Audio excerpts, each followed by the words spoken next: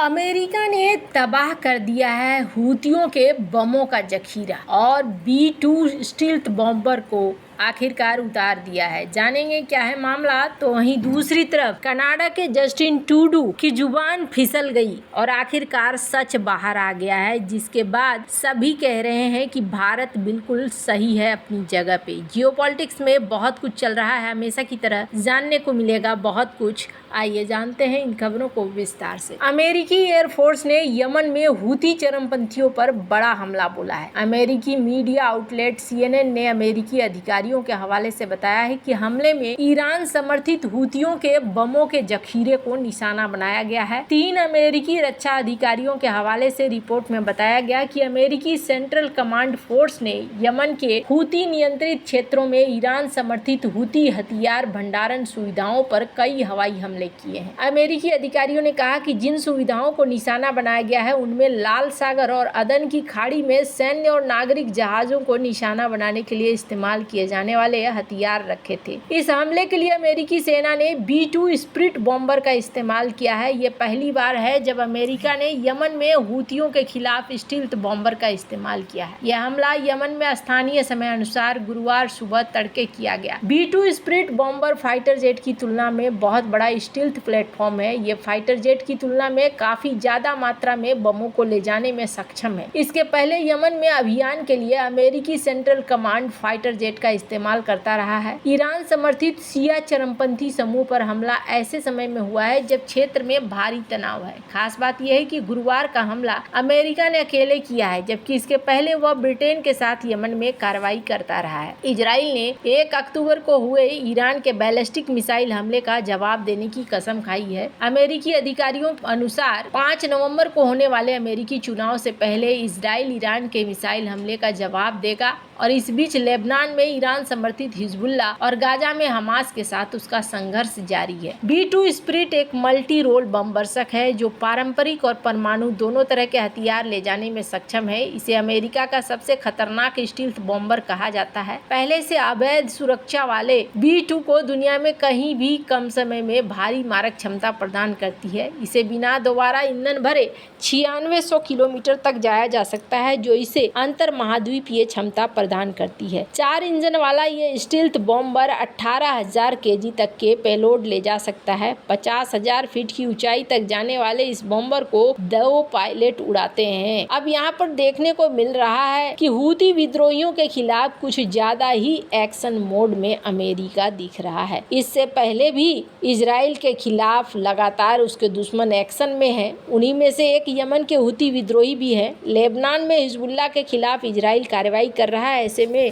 उसके दोस्त ब्रिटेन और अमेरिका उसकी मदद को आगे आए हैं। अमेरिकी अधिकारियों ने पुष्टि की कि अमेरिकी और ब्रिटिश सेनाओं ने शुक्रवार को यमन में ईरान के समर्थन वाले हूती विद्रोहियों के 15 ठिकानों पर हमला बोला। हूती विद्रोहियों को कमजोर करने के लिए ऐसा किया गया है। उनके हथियार प्रणालियों, ठिकानों और अन्य उपकरणों पर हमला हुआ है। अधिकारियों के मुताबिक सैन्य विमानों और युद्धपोतों ने हूती के लगभग 5 गढ़ों में बम बरसाए हैं। हूती मीडिया ने कहा कि एक प्रमुख बंदरगाह शहर होइदोइदा में 2 हवाई अड्डे और काथिब क्षेत्र में 7 हमले हुए। काथिब में हूतियों के कंट्रोल वाला सैन्य अड्डा है। 4 और हमले राजधानी सना के सियाना इलाके में हुए हैं। 2 हमले धमार प्रांत में हुए हैं। हूती मीडिया के अनुसार सना के दक्षिण पूर्व में बायदा प्रांत में 3 हवाई हमले की जानकारी मिली है। अमेरिका या ब्रिटेन की ओर से कोई भी टिप्पणी नहीं की गई है। वहीं हूतियों की ओर से भी नहीं बताया गया है कि उनमें कितना नुकसान हुआ है। यह हमले तब हो रहे हैं जब यमन के ऊपर उड़ रहे अमेरिकी ड्रोन को हूतियों ने मार गिराया और फिर इजराइल के खिलाफ सैन्य अभियान को बढ़ाने की धमकी दे दी है।